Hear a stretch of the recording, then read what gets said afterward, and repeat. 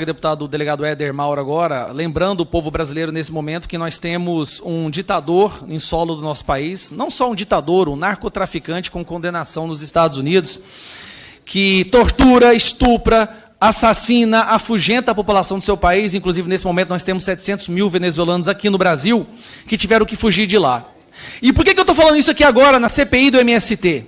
Lá atrás, na época do Hugo Chávez, quando essa ditadura começou a florescer, ele criou um movimento chamado Coletivos, presidente. E o movimento Coletivos é exatamente igual ao MST no Brasil. Um movimento que cresceu, foi armado, foi treinado, e hoje é uma milícia que estupra, que assassina, que trafica, que basicamente é uma espécie de exército paralelo na Venezuela.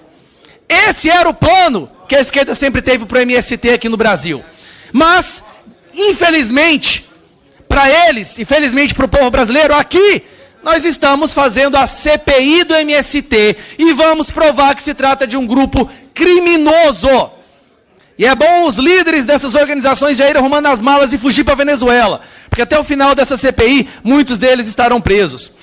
Eu gostaria muito de poder agradecer a senhora Neucilene, que veio aqui hoje, uma mulher humilde, uma empregada doméstica, negra, que sofreu tortura, que sofreu intimidação, que sofreu muito nas mãos desse grupo, e que inclusive teve que fugir daqui devido a ameaças. É muito triste perceber que justamente os grupos de esquerda, que tanto levantam a bandeira de defender as mulheres, os pobres, os oprimidos, zombaram dessa mulher aqui hoje, intimidaram essa mulher aqui hoje.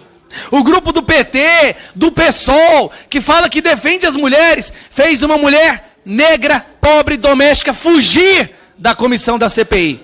Inclusive, eu temo pela vida dela, porque nós sabemos o que esse grupo é capaz de fazer com aquelas pessoas que decidem falar a verdade. Com ex-membros, muitos desses que já desapareceram, desde que decidiram se posicionar. Ela deixou bem claro aqui, acima de qualquer dúvida, do que nós já sabíamos, que lá existe extorsão, intimidação, tortura psicológica. Eu gostaria de poder conversar com ela e poder perguntar, se ela não tivesse fugido devido à intimidação do PT e do PSOL, se existe consumo de drogas dentro desses acampamentos e assentamentos, como são vários os relatos que nós recebemos. Se existem pessoas nessas invasões que já desapareceram por terem se posicionado contra as lideranças dessa facção criminosa. Mas infelizmente eu não vou poder perguntar para ela, porque o PSOL e o PT as afugentaram. Fizeram com que ela fugisse daqui. Mas vamos lá. Eu peço desculpas, dona Neucilene, pela forma que a senhora foi tratada aqui hoje. Pelo desrespeito. Inclusive nesse momento nós vemos um deputado, um parlamentar atrás de mim rindo, meu presidente, por causa de uma mulher que teve que fugir, que sofreu. Olha o nível dessas pessoas. É triste ver que, na verdade, nós temos 3 objetivos nessa CPI. Essa CPI foi instaurada com o objetivo inicial de provar que o MST é um grupo criminoso. E eu acho que a primeira evidência de que é um grupo criminoso é que a esquerda o defende. Porque a esquerda é aquela que defende o Nicolás Maduro, que está aqui agora. Inclusive, se nós fizermos uma CPI do PCC e do Comando Vermelho, eu tenho certeza que essas mesmas pessoas estarão aqui para defendê-los. Inclusive chamando de movimento social. Tem que ressocializar o celular, o carro, a propriedade privada. Porque é assim que eles pensam. Então, presidente, começou com um objetivo: provar que é um grupo criminoso. Basta ter pessoal apoiando alguma coisa que a gente sabe que é criminoso, né, presidente? Mas, além disso, ela vai servir para mostrar a perversidade desses grupos que eu acabei de mencionar, desses partidos políticos, que são capazes de defender pessoas que torturam, amedrontam, intimidam, assassinam outras pessoas humildes, que são colocadas como escravas e reféns, pela simplicidade, pelo não esclarecimento. São pessoas que são sequestradas e tratadas como refém. É por isso que a esquerda ama a pobreza, não para tirá-los de lá, mas para usá-los como massa de manobra. Mas, no dia de hoje, eu percebi que um terceiro objetivo surgiu, que talvez seja o mais nobre de todos.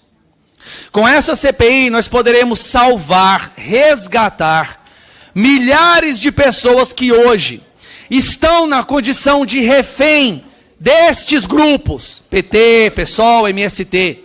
Pessoas que foram enganadas, colocadas em acampamentos e invasões, e depois ameaçadas, intimidadas, e têm medo de sair de lá com o que pode acontecer com suas vidas, com a vida dos seus entes queridos e dos seus filhos.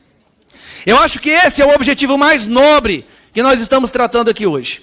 Nós vamos salvar vidas, resgatar pessoas, tirar milhares de pessoas da escravidão. E para encerrar, presidente, para restabelecer a verdade aqui, diante de uma mentira de um colega, que na Bahia foi dado apenas 400 títulos de terra. Na Bahia, durante o governo Bolsonaro, foi dado 27.488 títulos de terra. Mentira, ao todo no Brasil, está no INCRA, deputado. Se eu saber ler, procure no INCRA. Pare meu tempo, por favor, deputado. Mentira. É só ir no INCRA, deputado. Mentira. 20 segundos aí, deputado. E no total...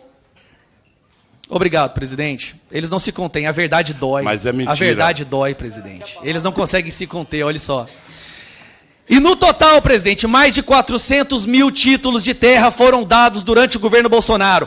Mais do que todos os outros governos de esquerda anteriores, porque o Bolsonaro quis dar dignidade e quis livrar essas pessoas, libertar essas pessoas, enquanto vocês que ficam rindo de uma empregada doméstica que sofreu ameaça de morte, usam essas pessoas como reféns.